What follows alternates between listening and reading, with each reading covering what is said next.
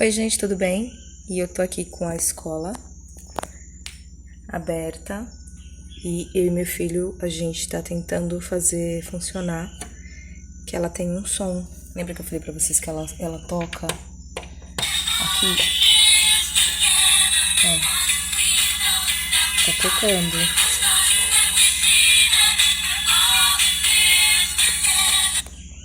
Esse negocinho fica embaixo, essa poltrona aqui é embaixo do banco.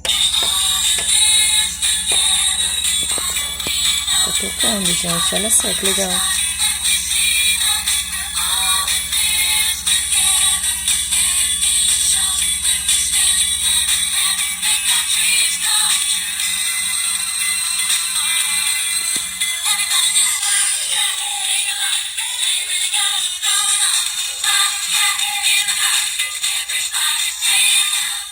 E tem aplausos.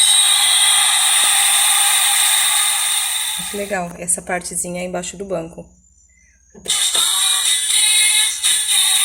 Aí aperta o botãozinho aqui dessa máquina de suco, aí o som sai aqui embaixo do banco.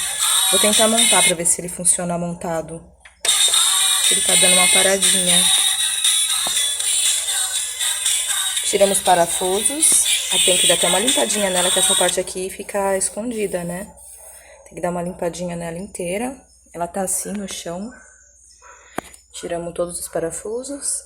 E tem essa tampinha também, que tampa ali. Agora a gente tem que ver como vai continuar tocando. Eu não sei se é algum problema no integrado ou em algum fio. Eu apertei de novo. Meu filho já abriu aqui e soldou porque tinha um fio partido. Ele arrumou, o fio passa aqui por dentro. Aí nós tiramos esse pedaço e ele já soldou esse pedacinho aqui. Soldou o fiozinho. E agora, deixa eu ver se ele funciona com ela quando ela estiver fechada. E agora eu coloquei no lugar. Eu já virei, nós já fechamos. A gente verificou de novo a solda. A solda passa aqui. A solda que meu filho fez passa aqui embaixo. Eu vou apertar aqui. E tá funcionando os aplausos.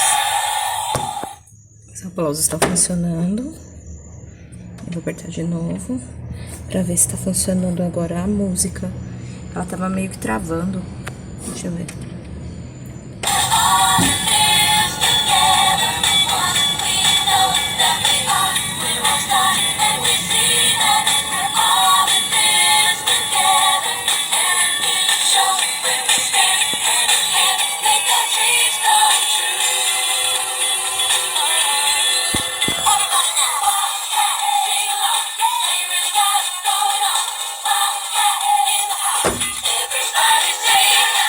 Ah, tá funcionando, gente. Olha que legal.